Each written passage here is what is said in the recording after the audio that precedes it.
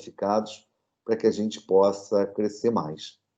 E um outro exemplo que a gente observa na história, né, é que, poxa vida, na Segunda Guerra Mundial, os aliados ganharam dos alemães, né, e você pergunta assim, o que esses aliados, né, o que impactou tanto os aliados para que eles ganhassem dos alemães? Eu acho que os aliados contrataram os melhores alemães, né?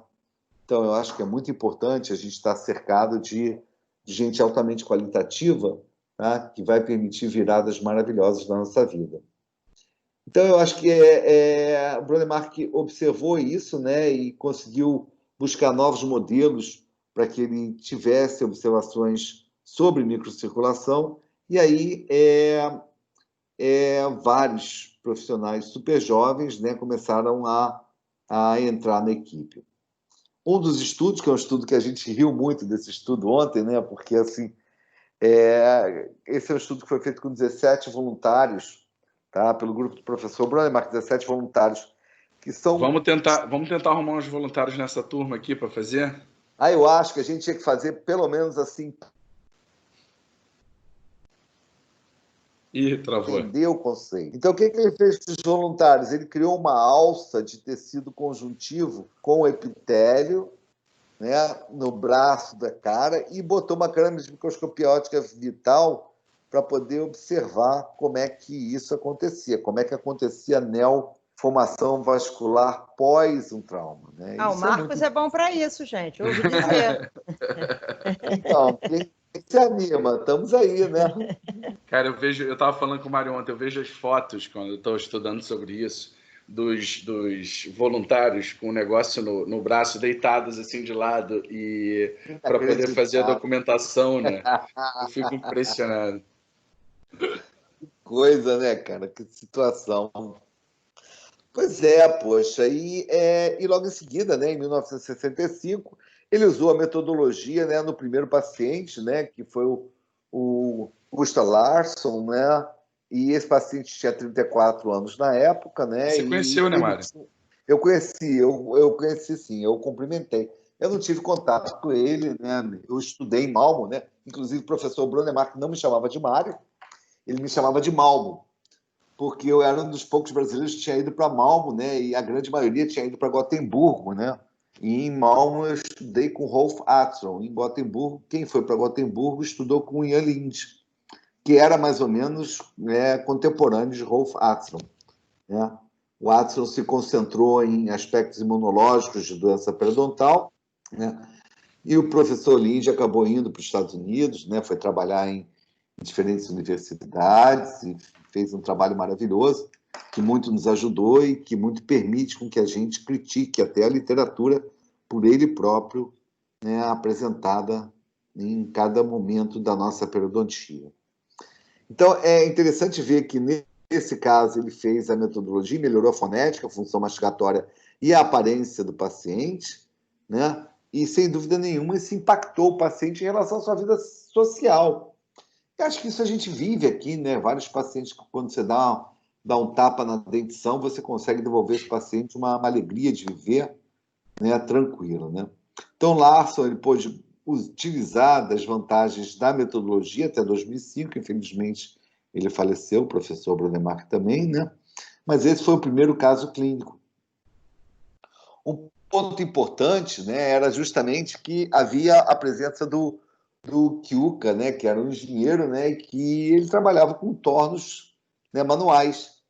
Então, esse cara foi o responsável pela confecção de grande parte dos componentes, dos instrumentos, né, para que a gente pudesse, então, chegar na situação em que o Brodemar pôde, do ponto de vista cirúrgico, escolher uma técnica que envolvesse 2 estágios, né?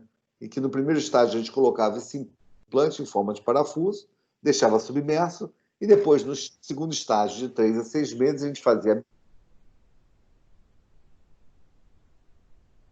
apresentando o paciente ao protesista. Então, a intenção dele era ter um protocolo de trabalho que pudesse ser replicado e que pudesse estabelecer o máximo de segurança aos procedimentos que eram realizados.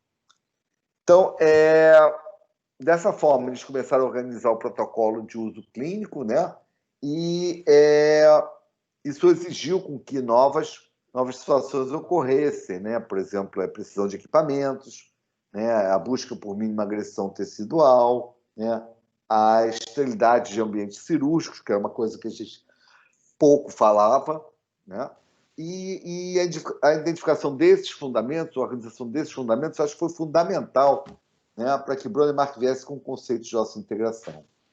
Então, o que é importante lembrar, né, é que, novamente, são conhecimentos de várias áreas que se unem para que a gente tenha a possibilidade de trabalhar de uma forma diferenciada na boca do nosso paciente.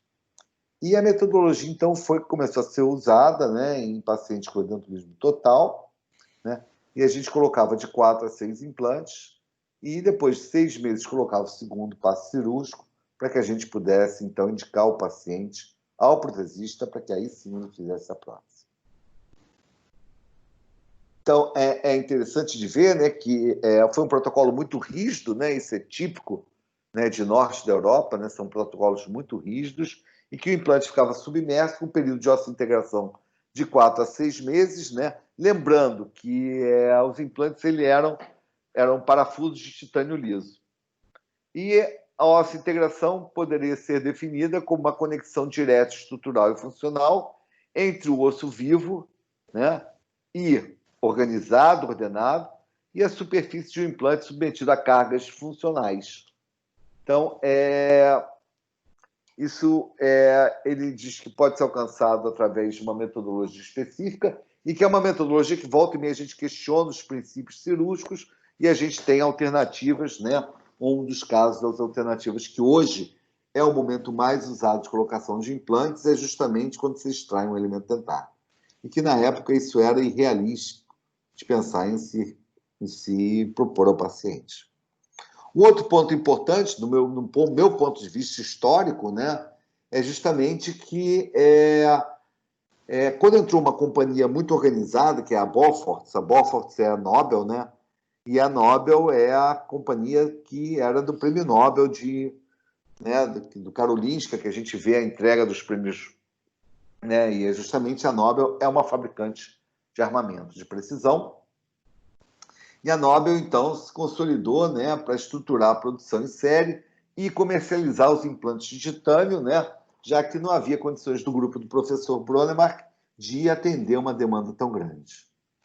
Então, em 78, o professor Brodemar cedeu os direitos de manufatura dos seus implantes à Nobel Biocare, a Bofors, né, acho que isso é um ponto importante, e a partir daí a gente começou a ter uma maior capilaridade da metodologia de implantes no mundo, que era, né, você imagina, para mim que cheguei lá, cara, em 84, e entrei em contato com o implante, que era uma técnica sueca, desenvolvida por um médico que não era dentista, sueco, né, apoiada por uma empresa sueca, e que até aquele momento só tinha pacientes suecos. Então, era difícil você falar, poxa vida, essa é a metodologia que eles estão usando, será que isso vai se espalhar pelo mundo realmente, né? A dúvida era realmente essa. Então, dessa forma, o professor Brodemar estabeleceu o protocolo para reabilitar os pacientes com implantes, né?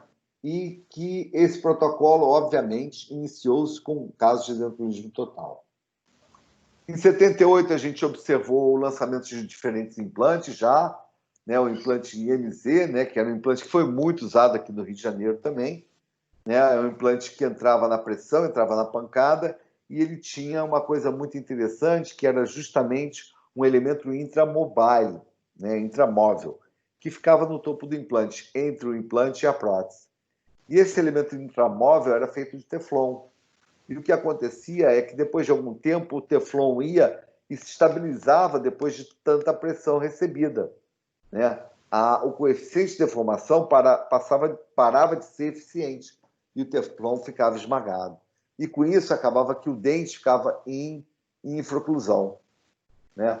Aí, quando migrava o dente antagonista, quebrava o elemento intramóvel do implante. Esse é o implante que a gente usou mais ou menos por 20 anos, depois foi tirado do mercado, né? E o outro implante que eu acho legal a gente falar é o implante Freelite 1, né? Que era chamado de implante de Tübingen, né? E que ele era cerâmico e era o primeiro implante com perfil cônico em corpo único. E o problema que se tinha é que nem sempre a gente conseguia colocar o implante na posição adequada e muitas vezes havia fratura dessa porcelana dentro da cavidade oral. Para falar sobre a técnica, né, eu acho que é interessante a gente dar uma olhada no livro publicado em 1985 por Bronnemark e colaboradores, né, e que esse livro permite um entendimento de qual foi a base da implantologia atual. Porque o que é engraçado é que muitos dos fatores que a gente estudava e que a gente vê do ponto de vista histórico, hoje não se aparecem, não se apresentam na nossa vida. Você quer ver uma coisa que é muito clara? Por exemplo, implantes com superfície lisa de titânio. Raramente você vê um implante hoje sendo comercializado com superfície lisa. Quase todos os implantes são jateados, são tratados, são feitos ataque ácido, alguma metodologia para que você crie uma concavidade, né, que vai apresentar um grau de profundidade, um número de uma relação entre fundo do poço, entre vales e picos, né, de uma estrutura óssea que é homogênea, mas que é áspera, né? Que é áspera. Isso é muito importante. Então, aqui na nossa direita embaixo, a gente vê uma fotomicrografia, né, já do final da década de 80 com o implante, porque a gente observa o implante estar ali presente realmente, né, e a gente sabe que os cortes histológicos só vieram, né, depois do final da década de 80, porque até aquele momento a gente não tinha como cortar implante junto com o osso. E Donat, no final de 80, vem com a técnica da Exacta, em que a intenção é justamente que a lâmina possa cortar um bloco e que, para isso, o bloco é embebido em resina e não em parafina, como a gente normalmente fazia. Um outro ponto muito interessante foi a necessidade de desenvolvimento e entendimento das propriedades superficiais do nosso implante, né? Para isso, a gente vai envolver composição química, microestrutura, resistência à corrosão, textura, o grau de limpeza e energia de superfície. Lembrando que nossos primeiros implantes Corrigan, tá, que a gente teve chance de utilizar, a gente observa aqui em uma briga na época, em 86, né, era justamente o fato de que a gente tinha 2 picos no titânio. Então, o EDAX, né, a análise de fração de raio-x, mostrava que o titânio puro tinha 2 picos de titânio. E a gente achou muito interessante isso. Então, em 84, eu entrei nesse barco. Eu comecei em 84 a ficar envolvido com implantes, né? E esse é um dos casos que a gente esteve envolvido em 86. Milhões de problemas, 2 anos depois de utilização de técnica, né? Mas milhões de problemas, porque nem sempre, tá, a situação é tão linear quanto te vendem em relação a implantes osseo-integrados.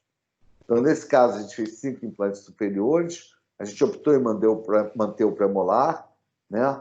E a gente tem aqui o paciente em linha máxima de sorriso, o que não era um padrão, porque sorriso nunca foi uma preocupação em relação... eu tenho o prazer de mostrar para vocês essa carta. Isso é muito foda. Diego ontem definiu muito bem, eu estava tentando explicar para os alunos, são alunos muito novos, o que era essa carta. Aí o Diego explicou muito bem. A carta é um e-mail em papel, entendeu? E que demorava 2 semanas para chegar.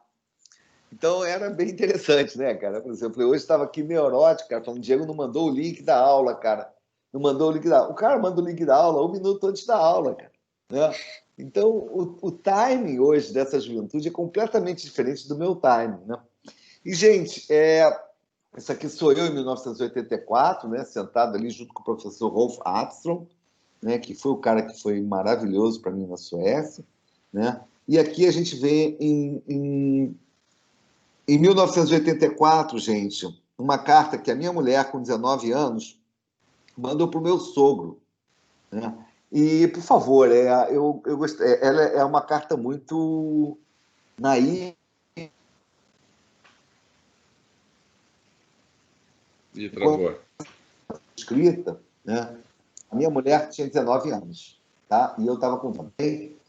Então, eu vou aumentar, né? Minha idade não permite ler desse tamaninho, né? Eu vou aumentar essa imagem, e aqui está a carta, né?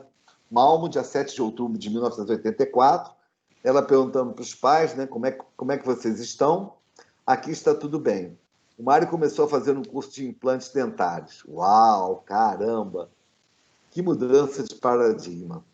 O Atson, né, a professora Atson, não cobrou nada dele. Olha a preocupação que a gente tinha com grana, né, cara? Impressionante, né? Porque a gente era muito Durango, não tinha bolsa de estudos, não tinha nada, né? E o custo para os dentistas, né, que tinham dentistas de vários lugares do mundo, era de $1.000 o custo. Era caro pra caramba, bicho. Era muito caro. Não tinha a menor condição. Era um curso de nível internacional com dentistas de vários países. Olha que barato, né?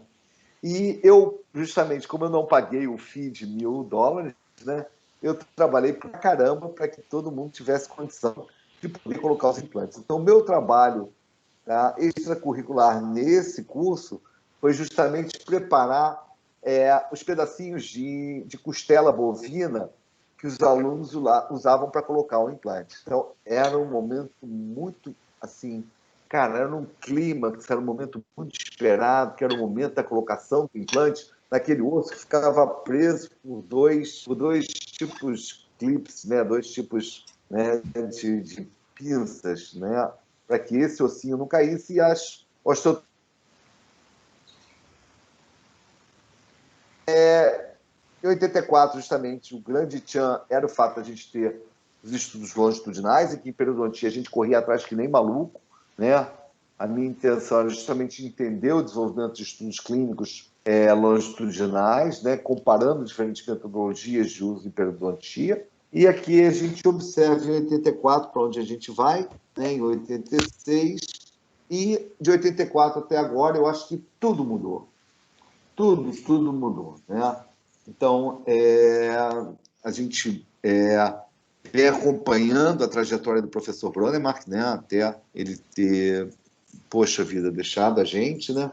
E de 84 a 2020, a gente tem que dar uma olhada e tentar ter uma percepção do que realmente se alterou do ponto de vista histórico e que impactou a nossa vida. Então, deixa eu pegar alguns pontos, né? Primeiro, critério de sucesso. Esses são os critérios de sucesso que todo mundo usava para avaliar implantes osso-integrados, né? Eram os critérios propostos por Albrechtson e colaboradores em 1986. E o primeiro critério é que havia imobilidade do implante, tá, de uma maneira individual. Então, todo ano era recomendado que a gente tirasse a prótese para testar os implantes individualmente, né? Então, segundo aspecto a radiografia devia demonstrar evidência, tá, de radiolucidez perimplantar, né? Então, não deveríamos ter radiolucidez perimplantar que caracterizaria um processo inflamatório. A presença, tá, de perda óssea vertical teria que ser inferior a 0,2, tá, anualmente após o primeiro ano. Sendo que no primeiro ano, o que acontecia? Perdia 2 milímetros.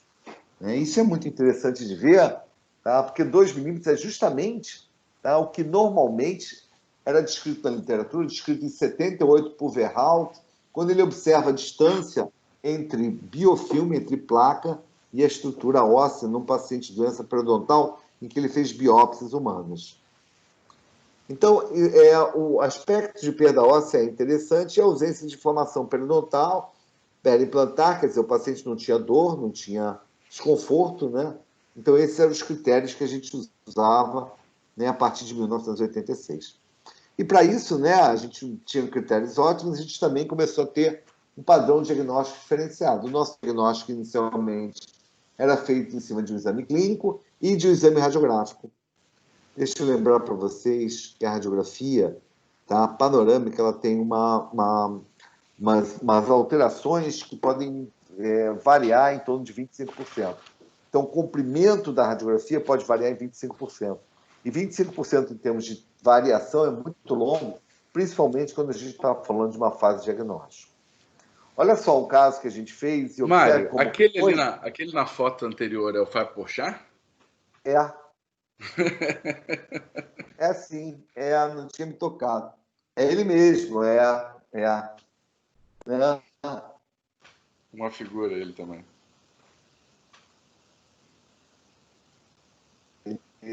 Você sabe que há 10 anos atrás eu fui inaugurar essa clínica aqui da Barra e convidei o Fábio Pochá para fazer um show com os meus pacientes. Que maneiro. Foi muito legal, cara, foi muito legal. Era um momento muito legal, cara. A gente escolheu 300 pacientes, né, e ofereceu para eles o show do Fábio. E, cara, a gente riu horrores, cara. Foi um negócio fantástico, foi muito legal. Maneiro. Bom, então, dá uma olhada, por exemplo, nesse caso, tá? Esse caso foi feito já em 91, né? E nesse caso, a paciente estava com doença periodontal em todos os dentes, e a indicação era justamente da colocação de implantes ósseo-integrados. E a intenção é de colocar de 4 a 6 implantes, como a gente vê nos dois gráficos à nossa direita. E aqui eu tenho a cirurgia, tá? Que foi feita em maio de 91, e nós colocamos 6 implantes exatamente como foi descrito pelo professor Bronnemark.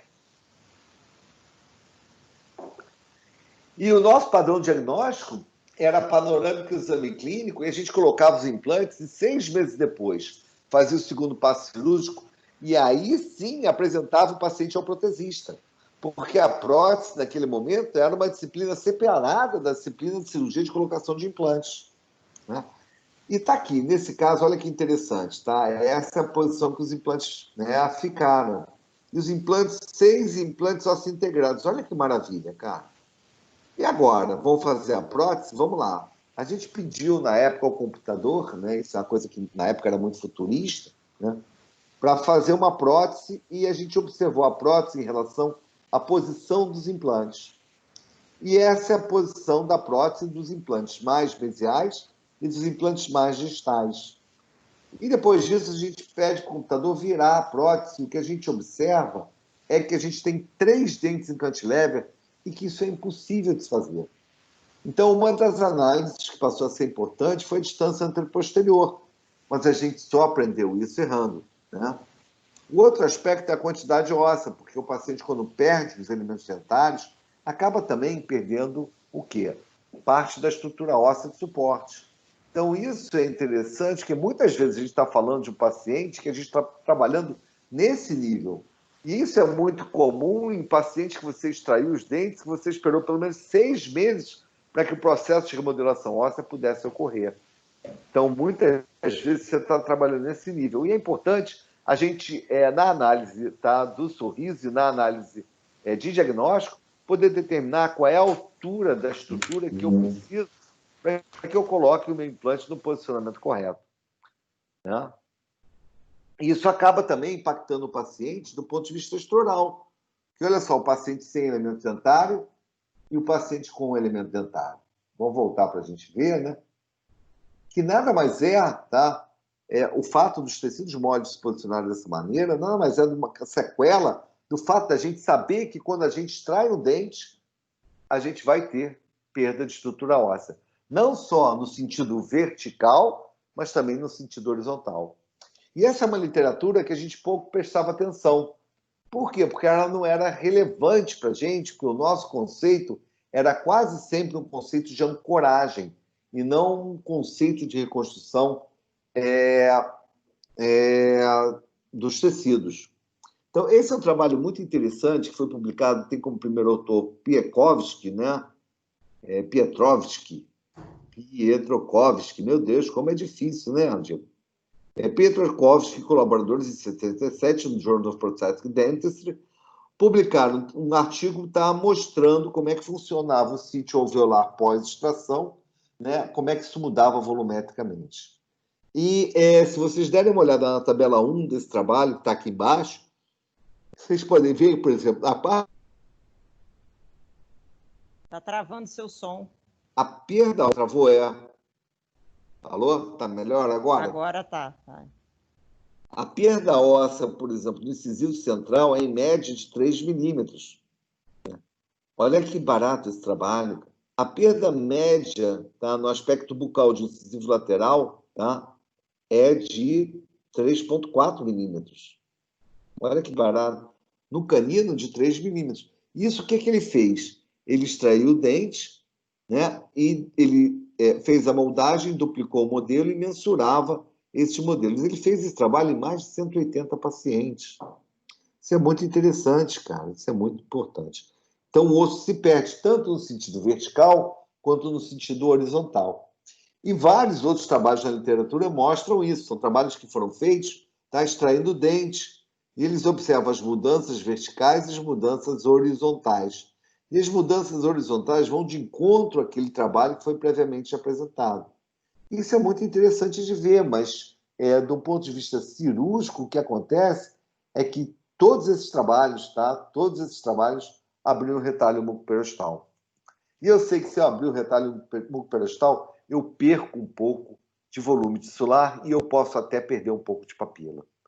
Então, esses são os pontos muito importantes que a gente tem que considerar quando a gente compara a nossa necessidade de entendimento científico da literatura e trabalhos que foram feitos no passado. Então, dessa forma... Nossa discussão ontem, né, Márcio? Discussão... É muito legal isso, né, Diego? Diego, essa catarse da gente poder um assistir a aula do outro, a gente discutir os casos, cara. Isso eu fui para casa ontem, tá? Você e Dudu vieram conversando, né, daquela forma maravilhosa no carro, e eu fiquei só, né, pensando, puxa vida, que a gente tem preocupação, por exemplo, com a papila, né? Que a papila distal, quando você faz implante imediato, normalmente é uma papila mais curta. Aí você fica pensando, poxa, se eu fosse o osso, como é que eu me comportaria ali para manter a estrutura óssea? Mas coisas muito legais, né, Diego? Não foi legal? Sim, sim.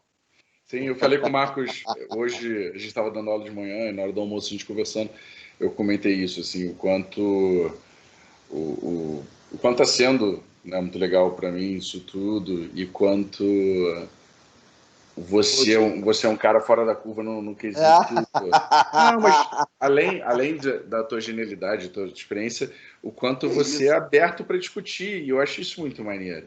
Porque cara, você argumenta. Eu só vou apanhar. Sabe o que aconteceu, Diego? Deixa eu te falar, eu acho que também isso diz respeito ao meu histórico, né? A gente está falando de aula de histórico, né? A gente está mostrando um caso que a gente não tinha nenhuma preocupação com a prótese, olha a posição do osso em relação ao arco antagonista. Isso fez com que a gente tivesse uma preocupação com o posicionamento de implante, né?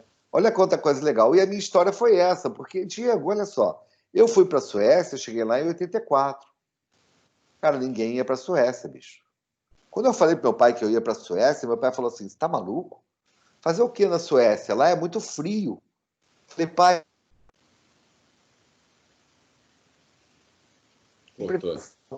Falei, meu filho, isso não deve existir lá não, lá é tudo muito frio, muito cinza. Olha os filmes do Ingmar Bergman. Né? É verdade. Então, o primeiro aspecto que eu tive que discutir nessa relação foi o fato que eu queria ir para a Suécia, enquanto que todo mundo que queria estudar queria ir para os Estados Unidos. Mas, Diego, sabe o que acontece? Quando eu vi as faculdades nos Estados Unidos que eu queria ir, sabe? Eu vi que os professores eram escandinavos. E eu não tinha condição de pagar para ir para os Estados Unidos. E na minha cabeça, como a Suécia era um país social-democrata, né, você não teria necessidade de pagar os estudos, porque isso seria, obviamente, bancado pelo Estado. Só que eu não pertencia àquele Estado, né, Diego? Então, esse foi um outro ponto, né? E depois, quando eu voltei para o Brasil, em 88, né, eu fui muito combatido, cara. Eu apanhei muito por dois aspectos. Primeiro imagine, em 88 eu usava luva. Né? Então eu andava na UERJ, meus amigos falavam, cara, larga essa caixa de luva, bicho. Né? Olha só, esse negócio de luva não vai vingar aqui, não. Olha só, os alunos estão te avacalhando, falando, lá vai aquele cara da luvinha, olha lá. Né? É que eu era o único na clínica que usava luva, cara. E, poxa vida, e a discussão que se tinha que luva iria encarecer o procedimento e que o periodontista ia perder o tato. Era uma luta para que os colegas usassem luva. Diego, sabe, só em 94, na minha clínica, eu consegui que todo mundo usasse luva. Há 10 anos depois que eu comecei a usar luva. E o outro ponto que eu também aprendi a escutar muito foi implantes ósseo-integrados, né? Porque como eu, como periodontista, vim falando de implantes ósseo-integrados já em 88, né, eu virei o metalheiro da periodontia. Aí eu ficava pensando assim, cara, Alice Cooper, né? AC/DC, né?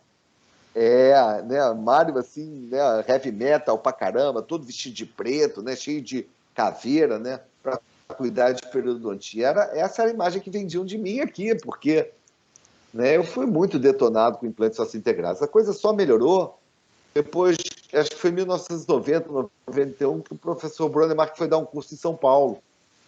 Isso aí melhorou. Então, do ponto de vista histórico, né, por muito tempo eu apanhei horrores. Depois, Diego, outra coisa que acabou me ensinando muito a conversar com as pessoas, poxa, eu comecei a usar enxertos ósseos substitutos, né?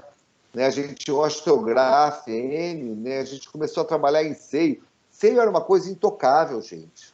E, de repente, a gente, em 90, estava fazendo levantamento de seio para colocar implante. Meu Deus do céu, né? Não podia. Se você, na faculdade, na cirurgia de cirurgia, se você entrasse no seio, Era um terror.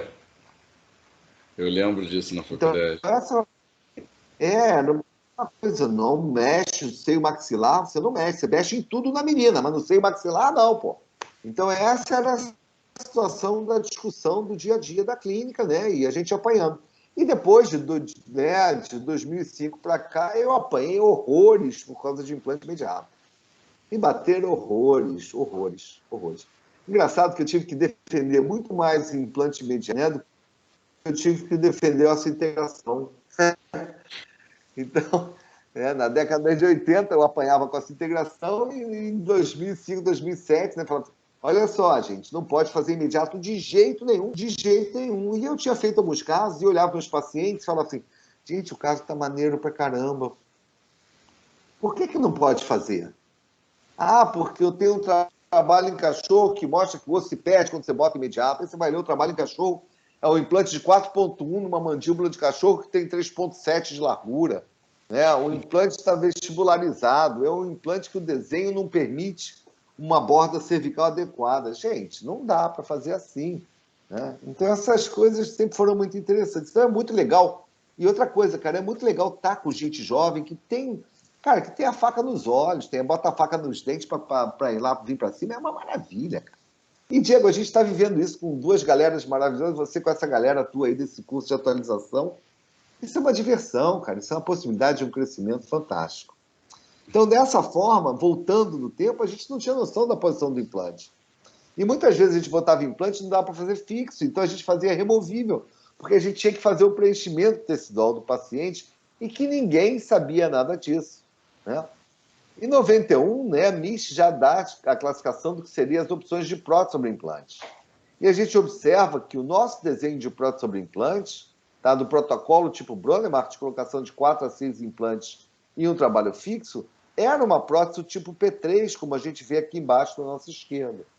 Enquanto que o ideal seria que a gente tivesse sempre uma prótese P1, que é essa que a gente vê em cima da nossa esquerda.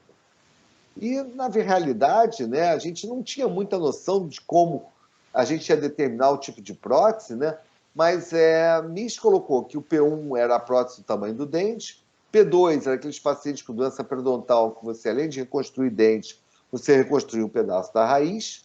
O P3 é o protocolo de Bronemark, que você reconstrói tanto os dentes quanto a estrutura gengival como um todo. E o P4 e o P5 são próteses ou dento suportada Implanto retido. Implanto retido e muco suportada, né? Em vários desenhos de próteses, são próteses removíveis, que a gente vai poder dar uma olhada em um caso também para a gente observar essas mudanças. E em 2005, 2006, a gente começou a trabalhar de uma outra forma, trabalhamos com cirurgia guiada, né? Tem várias coisas, eu vou voltar no tempo para voltar a falar do histórico, né? E essa era a situação que a gente trabalhava com cirurgia guiada, né? E aqui eu tenho o caso, como o caso se apresenta, deixa eu ver se vai rodar o vídeo, né? A gente trabalhava guiada dessa forma, colocando os pinos de fixação, né?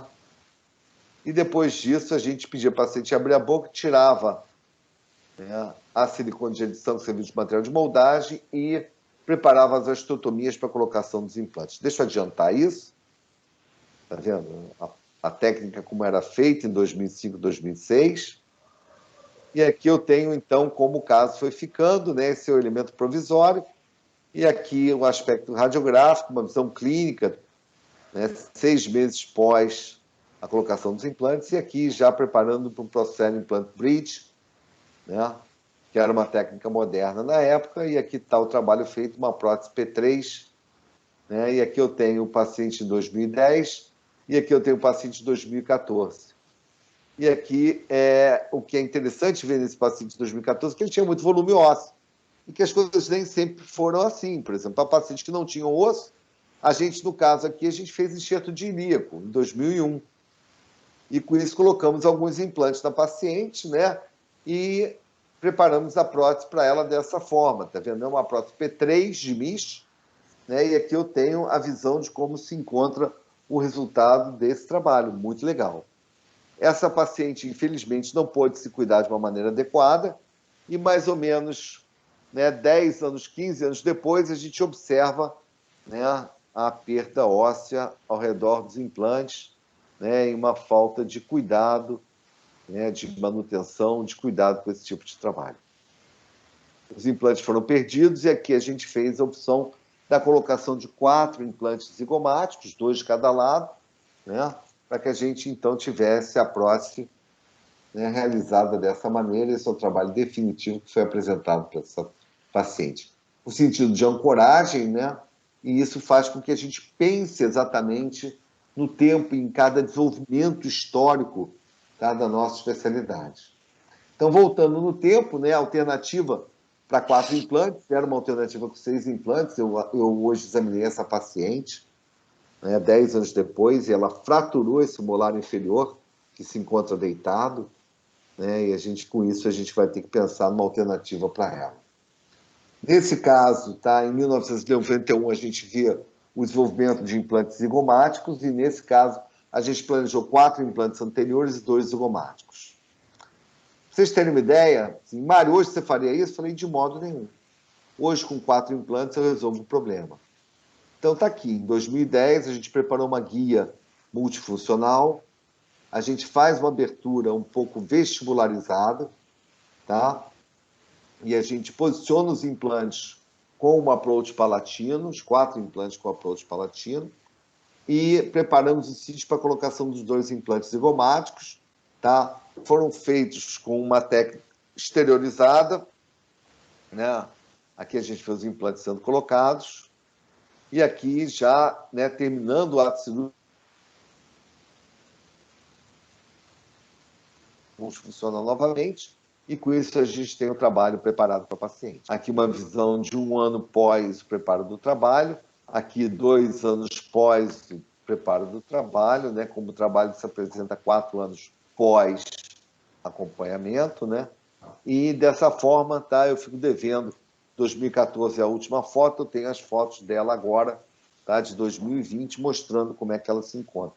O trabalho superior é excelente, né, e o trabalho inferior, como eu disse para vocês, ela apresentou uma fratura do molar que estava muito inclinado na região inferior esquerda da paciente. Até por esse desenvolvimento, né, e o pensamento de como trabalhar, né, essa é uma paciente que normalmente a gente trabalharia com ilíaco, né, essa é uma magra, ela chegou no consultório sem a presença do osso, tá, da maxila, né, do palato, né, ela perdeu isso devido ao uso de um implante subperiostal, como a gente vê, a partir do momento que ele começa a gangorrar, ele pode levar a um processo infeccioso na região. E aqui tem a madre se apresentando, mostrando como ela chegou no consultório.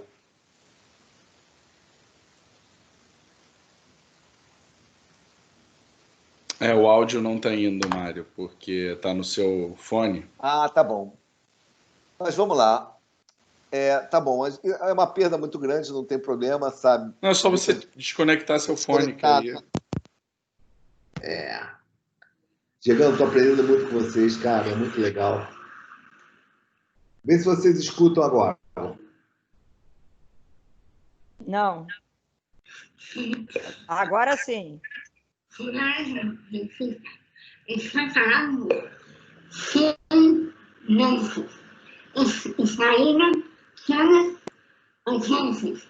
Para isso, são. Eu fiquei 6 anos sem marido. barato, né? Ainda mais do que a gente fez. A gente, de uma certa forma, a gente preparou, tá, a análise da tomografia, né? A gente já tinha acesso à tomografia e a gente viu o que teria que ser feito para a retirada desse implante subperostal e depois disso, né, a colocação de 4 implantes zigomáticos que foi feito pelo André Sakima, né? E aqui o que a gente está vendo é uma visão do palato da paciente, né?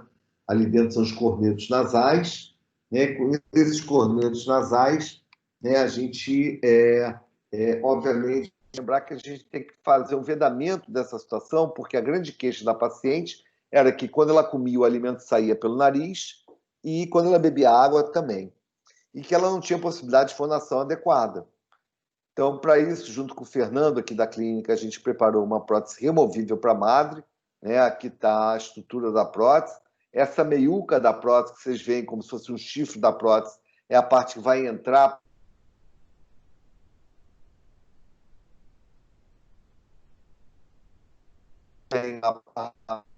a barra da barra travada. Agora estou com os dentes. Felizmente, dou muitas graças a Deus ter acertado, que eu estava muito desanimada e agora estou muito feliz. Obrigada. Que maravilha, né, cara? Que delícia poder ver. Mas a história não acabou, né? Porque a madre, por exemplo, ela reclamava que toda vez que ela baixava a cabeça, saía água pelo nariz. E a gente observou que a gente poderia fazer a criação de 2 caizinhos em cada lado da prótese, tá? E vocês observam esses canais, não sei se a seta, vocês conseguem ver a seta? Não, não tem seta. Né? Então a gente tem 2 canais, Sim, estava aparecendo certo. Ah, é? Ah, mas eu não vejo aqui. Espera aí. Está do lado direito da prótese. Não, não. Oh. Agora em cima da prótese. Ah. Lado esquerdo dela, lá em cima. Aí desceu. Tá ótimo. Então a gente fez 2 furinhos, porque a canaleta, tá? Ela preservava a saliva dentro da canaleta. Então, quando ela baixava, a saliva que estava na canaleta passava para a comunicação buconasal e saía pelo nariz. E quando a gente fez 2 drenos, a gente permitiu com que a saliva que ficava presa dentro da canaleta, tá, pudesse ser drenada. A gente parou a retenção de líquido. Está aqui a prótese, tá como se apresenta em 2017, né? E está aqui a madre em 2017, tá? Ela é uma gracinha, né? A gente poder estar junto com ela nesse momento em que ela teve a possibilidade de voltar a falar, de voltar a cantar, de voltar a se alimentar junto com as irmãs, né? Que essa era realmente o objetivo que ela gostaria de ter. E hoje, né? Eu acho que vocês estão com o Diego, não tem nem graça eu falar de cirurgia guiada, né? Quer dizer, faz parte do processo evolutivo do nosso planejamento, né? E esse planejamento eu trabalho muito com as Smart Solutions, né? Eu gosto muito. E esse talvez até tenha sido o Diego preparando aqui a colocação de um implante nessa paciente, né? E essa é a maneira adequada hoje que a gente tem de planejar, de poder se organizar para que a gente venha a oferecer um trabalho com precisão para o nosso paciente, né? Então, aqui o desenvolvimento do que foi feito nessa paciente e a colocação, o preparo da guia para a colocação de 4 implantes. E aqui eu tenho a prótese que foi feita, a gente usou um zigomático, 3 implantes convencionais no arco superior e no arco inferior 4 implantes convencionais. E uma prótese em metalocerâmica, que é essa, buscando ir de encontro às expectativas da paciente. A gente volta no tempo para falar de padrão diagnóstico, acho que o Diego já deve ter falado, né? Que em 84 nosso diagnóstico era completamente dado em cima de uma radiografia panorâmica e muitas vezes a gente esquecia que a distorção da radiografia panorâmica era em média de 25%. Então, muitas vezes você estava olhando uma radiografia e ali a estrutura óssea tinha 25% menos altura óssea. E com isso a gente tinha sempre surpresa durante os atos cirúrgicos. Então, em 94, a gente começou a trabalhar com esferas na radiografia panorâmica. O que a gente fazia? O paciente usava uma prótese, né? A gente ia na loja de bicicleta, comprava bilhas, colava as bilhas coraldite na prótese e fazia um vacuum press. E esse vacuumpress, quando a gente tirava essas bilhas, vinham juntas. A gente botava numa caixinha e falava para o paciente: quando você for fazer a tua radiografia panorâmica, você bota, né, essas esferas, essas bilhas sobre sua prótese e coloca na boca. Então, com isso, a gente sabia o tamanho da bilha, né, a gente sabia o tamanho radiográfico da bilha, a gente sabia o tamanho radiográfico do osso, a gente fazia uma regra de 3 e a gente começou a ter uma precisão maior, tá, do que representava o volume de tecido ósseo disponível, evitando surpresas durante o ato cirúrgico. Programas de diagnóstico, de planejamento, a gente começou a pensar diagnóstico completamente diferente do que a gente pensava no passado. A gente hoje pensa no exame clínico, nas fotos, no exame de imagem, nos modelos articulados, ou físicos ou digitais, e no ensinamento, ou físico ou digital. Mas esse é o nosso padrão básico de diagnóstico hoje, diferente do que a gente fazia no passado. E um ponto interessante nesse processo evolutivo vem justamente de encontro ao que ocorre com tomografias, né? Porque a tomografia tirou a gente de uma visão bidimensional, que era dada pela panorâmica, pela periapical, e a gente hoje tem a possibilidade de uma visão tridimensional que é uma dádiva para quem nunca teve a oportunidade de tentar entender tridimensionalmente. E, além disso, acho que hoje, né, um grande padrão de diagnóstico que eu vejo, a grande mudança no padrão de diagnóstico é uma questão tecnológica, né, para que a gente possa trabalhar com arquivos DICOM e com arquivos STL ou arquivos coloridos, né, para que a gente possa usar algoritmo para juntar essas duas formas de obtenção de imagens e, com isso, fazer o planejamento e andar o desenvolvimento do caso do nosso paciente. Outro ponto muito importante é justamente que, com cirurgia guiada, a gente não tem tanto problema com a posição do implante, lembrando que a posição do implante a posição para o implante em relação à estética de um implante unitário foi dado por Sadu e colaboradores em 1999. Então, do ponto de vista de tempo, né, de histórico, 99 foi um ano muito representativo para a estética em implante, porque foi a primeira vez que se abordou em milímetros, mostrando uma razão científica, tá? Por que a gente deixava o implante naquela posição. Então, a gente vai usar guias, tanto guias da Smart Solutions, né, as guias tomográficas, né, essa guia da Dering, quanto uma guia em que eu vou usar uma sonda milimetrada para que eu possa ter as distâncias adequadas. Isso é engraçado de ver, porque em todo congresso eu vejo as pessoas falarem assim.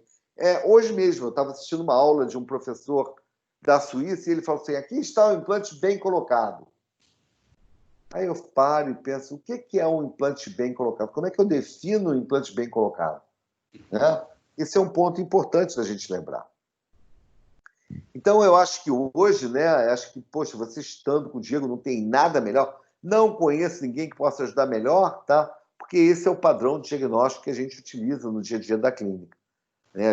Aqui a gente observa a tomografia, os diferentes cortes. Nesse caso, a gente está planejando para a colocação de 2 implantes, tá? De 4.3 para substituição de 2 centrais. Por favor, Diego, pode perguntar. Não, pode falar. Foi você que fez esse planejamento para mim, Diego, na Smart? Não. Não, acho que foi o Igor esse. Eu conferi lá, mas foi o Igor, eu acho, nesse dia. Barato, cara, barato. E está aqui, né? Então, com isso, faz o planejamento, a gente recebe o guia que é preparado pelo Smart, né? E com o guia a gente posiciona os primeiros provisórios, ainda sem a papilha entre os 2 implantes. Né? Essa metodologia está cada vez sendo refinada, não há dúvida que ela faz parte do nosso armamentário, não há dúvida que a gente hoje, trabalhando guiada, é muito mais tranquilo. E, gente, um dos maiores problemas que a gente tem em estética em implantes é a posição tridimensional do implante. E com cirurgia guiada, vocês vão evitar esse tipo de problema. Isso é uma dádiva do caramba. Voltando no tempo, né, a gente volta a abordar o fato de que a gente começou a usar implantes, e esse é o trabalho que Malmo fez parte. Esse trabalho foi publicado em 90, né? Eu disse para vocês, eu comecei a acompanhar esse trabalho em 84, 85. né, 558 implantes, tem como primeiro autor Daniel van Steenbergen, da Universidade Católica de Leuven, na Bélgica. Né? E esse trabalho era feito com implantes de titânio puro maquinado. A gente começou a usar referência, né? E outra coisa é Casemo e Lausma definiram quais seriam as propriedades do implante. Então, eles falam da composição química do implante, da microestrutura, da resistência à corrosão, da textura, do grau de limpeza do nosso implante, da energia de superfície. E esse é um trabalho que foi publicado em 1986. Em 93, né, Guaracilei Maciel Vidigal Júnior, eu, né, e Agnaldo de Campos Júnior, junto com o Vicente Souza Pinto, publicamos uma análise de 3 diferentes implantes osso-integrados. E aqui também, pancada rolou, Diego, rolou. Que eu não podia fazer um estudo com implantes nacionais. A intenção era mostrar que o implante nacional tinha a mesma superfície que o implante importado. Então, não havia por que eu pagar tão mais caro no importado se eu tinha o nacional que tinha a mesma característica de superfície. Só que a gente não conseguiu mostrar isso. E as pessoas ficaram muito zangadas em 93, quando da publicação desse trabalho. O outro ponto importante, né, é que a gente começa a observar no livro do professor Bronemark, em 85, classificação sobre densidade e sobre quantidade óssea. Né? Por quê? Porque o implante provavelmente vai se comportar diferente dependendo da densidade óssea e da quantidade óssea de cada paciente. Então, esse é um trabalho muito legal de mostrar, que foi publicado em 91, foi o primeiro trabalho que mostrou que havia diferenças em ossos de diferentes qualidades, né? O trabalho de Jaffe e Berman. Berman morreu essa semana, né? Foi muito legal de ler o obituário dele. Não, por favor, não é... Foi muito legal, mano. Eu vi que o obituário foi escrito por um amigo. Cara, Berman morreu com 90 anos, tá? E esse é um trabalho clássico da literatura, né, que mostra que você perde mais implante em osso tipo 3 e tipo 4 do que em tipo 1 e tipo 2. Lembrando que os implantes que a gente usava eram implantes de titânio puro maquinado. Tá? A gente não está falando de implantes com superfícies ásperas. Né? Mas Berman morreu com 90 anos, né? E o obituário dele diz que ele vai ser lembrado de uma forma ampla, tá? Por sua filha, por sua neta e por sua mulher de 56 anos. E eu, cara, e quando eu li o obituário, eu falei assim, poxa vida, cara, por que botou a idade da mulher, né, cara? Aí eu achei, poxa, vai ver que algum amigo dele acha que ele estava, né, casado com o maior brotão. Eu falei, vou botar aqui, né, cara? Mas me chamou a atenção, lendo no Journal of Periodontology, essa semana, o obituário do Berman. E ele mostrou que o osso tipo 4 se perde muito mais em implantes do que o osso tipo 1 e 2. E com isso, a literatura veio com diferentes superfícies de implantes, diferentes desenhos de implantes, para que a gente adaptasse o implante à necessidade do paciente. E não o fato de eu só ter um implante, ter que adaptar esse implante para todas as situações. Isso me lembra também um estudo que a gente participou, tá? Dessa nova superfície de implante, me lembra esse estudo. O que tem esse estudo a ver com implantes? Vamos lá. Primeiro, o que tem o fato de eu ter 2 golfinhos nessa aula a ver com implante? O que isso representa? Deixa eu falar para você que os golfinhos liberam na sua superfície uma substância que muda a tensão da superfície. E com isso, uma bolinha de água tem muito menos atrito com a superfície. E com isso, o golfinho nada muito mais rápido. Se você pegar esse princípio que é usado na superfície do golfinho e querer usar na boca, você pode pensar que eu posso passar essa substância na superfície dentária e que quando o Streptococcus sanguis vier aderir na superfície, tá? A resistência é tão pequena que a bactéria vai correr e não vai ter aderência. Então, mudando a tensão superficial, eu evito a aderência bacteriana. Então, na direita da gente, o que a gente vê, na verdade, é uma boca. É uma boca artificial. Por quê? Porque eu não posso pegar, tá, e criar substância que levar para a boca dos pacientes. Você tem uma sequência, tá, no desenvolvimento de um produto que você tem que seguir. Então, o primeiro estudo é o estudo in vitro. E o que vocês estão vendo aqui é uma boca. Esses tubos, tá, dentro de cada tubo desse você tem um dente. Né? E isso é um fator interessante da gente olhar. Olha só. Tem um dente, esse dente recebe uma solução de sacarose, manter uma temperatura constante, uma concentração de CO2, que é tudo dado. Dente, você tem uma suspensão de Streptococcus mutans e você tem o meio em que, de um lado, você vai gotejar a substância, que na época se chamava octapinol, e do outro lado você vai gotejar água como placebo. E é justamente isso que vocês veem à sua esquerda. Tá? À sua esquerda você tem o grupo controle, né, que foi feito placebo, e vocês veem o acúmulo de bactérias sobre o dente, tá? E mais indo na direção da direita, você vê o dente que foi submetido ao uso do octapinol e que com isso não tinha aderência bacteriana nenhuma. A partir daí foram feitos testes de concentração e testes de meia-vida, né, de tempo da substância, né? E depois nós fomos para testes em animais de laboratório. Então, olha só, uma das contraindicações da técnica é o quê? A substância, o octapinol, deixou um pigmentado cinzentado no dente. Enquanto que do lado placebo, que é justamente o nosso lado direito, a gente não vê essa pigmentação. Mas a gente vê muito mais inflamação gengival do lado direito do que do lado esquerdo. Então, isso mostra que o octapinol ajuda a controlar as bactérias que levam ao processo inflamatório, né? E agora? Vamos partir para humanos? Vamos embora. E a gente fez em humanos e a gente mostrou que, poxa vida, no lado em humanos que a gente usou o octapinol, a gente não teve crescimento bacteriano mas tivemos a pigmentação dos dentes. Enquanto que do outro lado, onde a gente não fez uso do octapinol, o que ocorre é um acúmulo de placa. E aí, vamos usar isso nos nossos pacientes? Não dá, gente. Sabe por quê? Porque uma observação clínica é que os cães que usaram o octapinol ficaram cegos. Ai. Então, quando a gente transforma isso e traz isso para a implantologia oral, faz com que a gente tenha que ter um cuidado tremendo com novas metodologias. Então, quando eu penso de implantes, né, com superfície de hidróxido, a gente resolveu dar uma estudada nesses implantes. E aqui está um trabalho, tá, que foi publicado no Implant Dentist em 99, né, que tem como primeiro autor um cara que eu acho genial, né, que é Guaracilei Maciel Vidigal Júnior, né, e o Guará fez a tese de mestrado dele usando esse implante e fazendo uma análise histomorfométrica comparando implantes de titânio puro com implantes de hidroxapatita. Então, aqui está a metodologia, como foi feita a mensuração, os resultados, e a gente entende, de uma certa forma, né, que o implante com hidroxapatita poderia ser pensado em ser usado em humanos, porque ele mantém o maior contato, maior pique do que o implante de titânio puro maquinado. Outro aspecto em relação a isso é justamente o tempo, tá, de colocação do implante, porque inicialmente, para colocar o implante, a gente esperava o paciente cicatrizar por 6 meses pós-extração. E os primeiros trabalhos da literatura sobre carga imediata sobre implantes ósseo-integráveis foram feitos por Smithman e colaboradores, em 90 e 97. Então, olha só, mudando o conceito para trabalhar com carga imediata sobre o implante.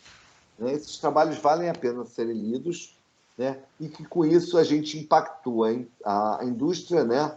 Trabalhando com implantes que, de uma certa forma, tem rugosidade, né? Tem estabilidade primária e secundária, e a gente tem um NA e um SA, um RA e um SA, que vão permitir com que a gente possa ter superfícies comparáveis para que a gente tenha resultados comparáveis. Né? E esses são pontos importantes. Está aqui a superfície do implante que a gente usa, né? Os implantes da Dering, e aqui a gente observa as características da superfície para que a gente possa trabalhar com estabilidade primária e secundária, com osso-integração primária e osso-integração secundária. Voltando no tempo, a gente vai para o caso de 94. Né? Esse caso a gente fez o arco superior primeiro. Foram usados implantes em forma de cilindro, implantes que entravam sob pressão. Aqui a gente vê os implantes que entraram, né? 7 implantes, permitem um excelente trabalho para o paciente. E aqui está o resultado do trabalho em 95, como o caso se apresentou, né? O Ari se apresentando dessa forma. E depois, 5 anos depois,